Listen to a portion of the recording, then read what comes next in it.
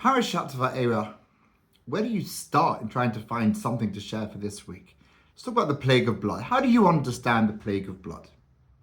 Was the water permanently transformed? Was it temporarily? Who did it affect?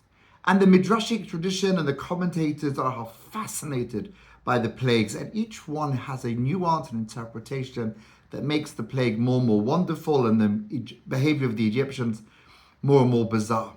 Let's just look at one commentator this week, the Parashat.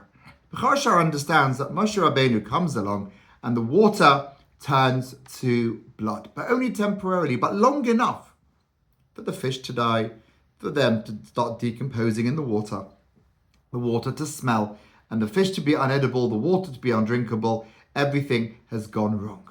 But then what happened? It went back to being water again. And that's how the magicians on the Egyptian side, they were able to replicate what Moshe Rabbeinu had brought about, causing enough doubt in the minds of Pharaoh to say, no, I won't let you go and worship your God in the desert after a 3-day journey.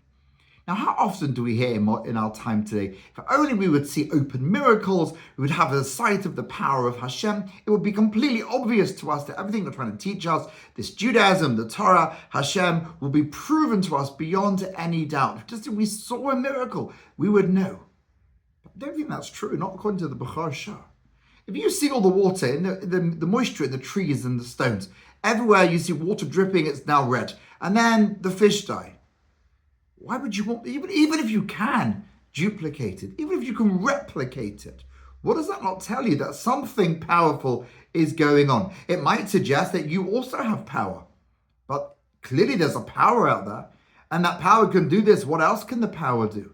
And so they keep going until they give up by a few plagues down the line with the plague of lice, when they say, Etzba Elohimi, it's the finger of God, and we can't really go any further. So I don't think seeing a miracle is going to do it. If you want to hate, if you want to deny, if you want to fight back against what your eyes are showing you, there's always going to be scope. So part of this story here is not just how Hashem punishes the Egyptians for the abuses against our people, but it's showing us how far and how ridiculous human behavior can go. And sometimes we are the cause of our own plagues. We are the cause of our own misfortune. And so let's think and reflect on this one this week. This theme runs through a few different plagues later on as well. When they're warned that the hailstones are going to come and destroy things, well, why would you leave any animals outside? Why wouldn't you take the precautions that you've been given? So again, these plagues, it's not purely as a consequence of Hashem's actions. The Egyptians suffered through their own ridiculous behavior as well. We have to look at ourselves as leaving Egypt. We talk about leaving Egypt as on the side of the Jews. Sometimes we can maybe think, what if we were Egyptians? Are we as ridiculous as them? It's easy to look at the side and go, yes, we're the descendants of the Bnei Yisrael. Of course we left Egypt. We believe in the story. What about the other side? Put yourself in that role for a moment. What if you'd been an Egyptian? Would you have had the intelligence to say, just stop after the plague of blood? Or would you thought, you know what? Our magicians can do it. It's no big deal. You cause yourself misery.